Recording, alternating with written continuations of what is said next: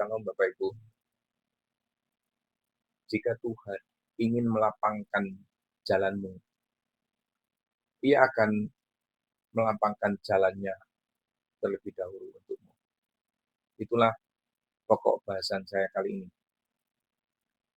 Bapak Ibu dan saudara-saudari yang dikasihi Tuhan, banyak dari kita itu yang berharap agar jalan hidup kita itu dilapangkan, bebas dari hambatan, lancar di dalam usaha, damai di dalam rumah tangga, sehat dalam tubuh, dan berhasil dalam setiap langkah. Namun seringkali kita bertanya-tanya, mengapa Tuhan seolah tidak melapangkan jalan saya?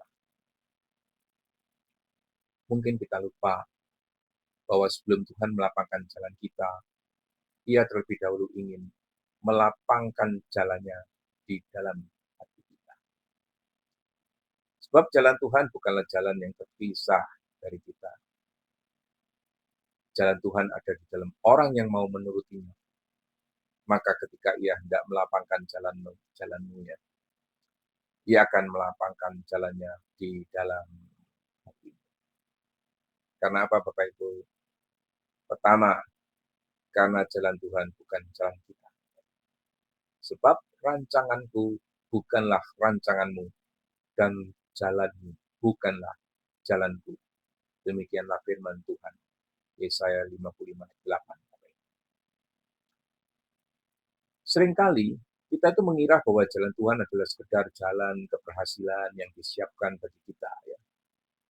Padahal jalan Tuhan itu lebih dari sekedar rencana. Ia adalah pola kehidupan surgawi yang dikehendaki Allah bagi orang yang mau tunduk kepada. Kita ingin Tuhan melapangkan jalan karir kita, tapi terlebih dahulu Tuhan ingin melapangkan jalan kekudusan di dalam hati kita. Kita ingin Tuhan membuka pintu rezeki kita, tapi Tuhan ingin membuka hati kita untuk jauh dari keserakahan terlebih dahulu. Kita ingin Tuhan menyingkirkan orang yang menyakiti kita, tapi Tuhan ingin lebih dahulu menyingkirkan kepahitan yang menutupi kasih kita. Maka, sebelum Ia melapangkan jalanmu di luar, Ia terlebih dahulu melapangkan jalannya di dalam hati. Jalan yang dilapangkan bukan untuk kenyamananmu, tapi untuk panggilan. Persiapkanlah jalan bagi Tuhan. Luruskanlah jalan baginya. Markus 1 ayat 3. Yohanes Pembaptis berseru-seru di padang gurun agar jalan disiapkan. Ia tidak memanggil orang untuk membangun jalan secara fisik, ya Bapak Ibu, melainkan untuk meluruskan hati agar Tuhan itu dapat berjalan di dalam hidup mereka, Bapak. Demikian juga Tuhan di dalam hidupmu. Ia melapangkan jalanmu bukan agar engkau itu menjadi nyaman, ya, tetapi agar engkau itu siap berjalan bersamanya. Tuhan tidak sedang membangun jalan tol duniawi yang bebas hambatan, Bapak Ibu, tetapi jalan kudus, Yesaya 35 ayat 8. Jalan yang hanya dapat dilalui oleh mereka yang bersih hati. Tuhan tidak sedang membangun hal-hal seperti itu. Maka, ketika hidupmu terasa sempit, sulit, atau seakan-akan penuh rintangan, jangan buru-buru berkata bahwa Tuhan sedang meluruskan jalannya atau jalan kita, melainkan Ia terlebih dahulu sedang meluruskan jalan hatimu, agar Ia dapat berjalan bersamamu dengan leluasa. Melapangkan jalannya itu berarti menanggalkan segala penghalang-penghalang, ya. Untuk Tuhan melapangkan jalannya, Ia sering membuat kita itu terlebih dahulu menyingkirkan duri dan belukar dalam hati kita. Apa saja itu, Bapak? Kesombongan, karena Ia tidak dapat berjalan di jalan yang meninggikan diri.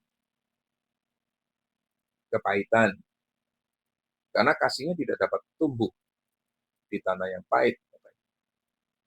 Kekhawatiran karena iman tidak dapat berakar di hati yang penuh kecemasan. Itu. Ya. Dan keinginan duniawi tentu saja ya. Karena iman tidak dapat berakar di hati yang takut atau di hati yang penuh kekhawatiran. Bapak Ibu.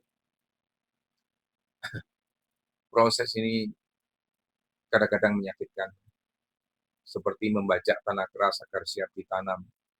Tetapi justru disitulah kasih Tuhan bekerja. Bukan sekedar untuk memberi kenyamanan, melainkan untuk membentuk kelapangan jiwa kita. Tuhan tidak sedang menghambatmu. Ia sedang menyiapkanmu agar engkau dapat melangkah di jalan yang benar. Bila jalanmu sulit, mungkin Tuhan sedang menyusun jalan-jalannya untuk melapangkan jalanmu. Percayalah kepada Tuhan dengan segenap hatimu, dan janganlah bersandar kepada pengertianmu sendiri. Akuilah Dia di dalam segala lakumu, maka Ia akan meluruskan jalanmu. Amsal 3 ayat 5-6. Ada kalanya kita tidak mengerti mengapa jalan hidup begitu berliku ya. Tapi percayalah, setiap belokan yang Tuhan izinkan, ada maksud surgawi di baliknya. Abraham dipanggil keluar tanpa tahu kemana arahnya. Ya.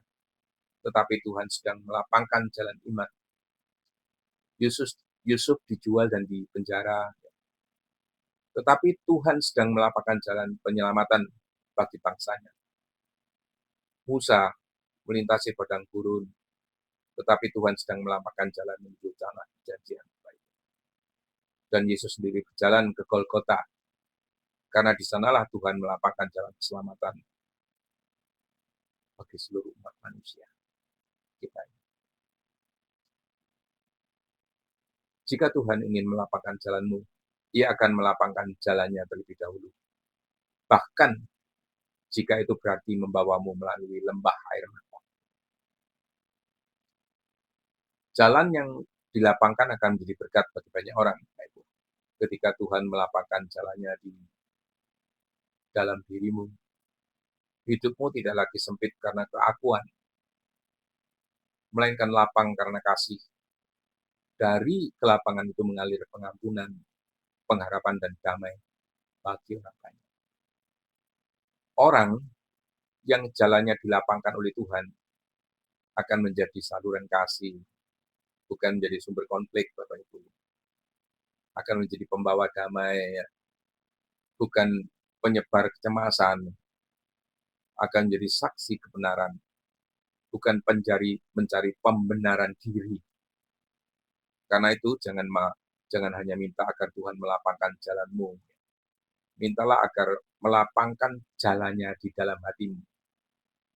Sebab ketika Tuhan bebas di dalammu, maka semua jalan di luar akan terbuka dengan sendirinya. Jalan Tuhan yang lapang adalah hati yang tunduk. Bapak Ibu dan saudara-saudari yang kasih, jalan yang paling lapang bukanlah yang bebas dari rintangan, ya, tapi yang dipenuhi oleh hadirat Tuhan. Ketika hati kita tunduk, kasihnya mengalir. Ketika kita menyerah, kuasanya bekerja. Dan ketika kita berhenti memaksa Tuhan ikut jalan kita akan menemukan bahwa jalannya jauh lebih indah dan lapang daripada yang bisa kita bayangkan.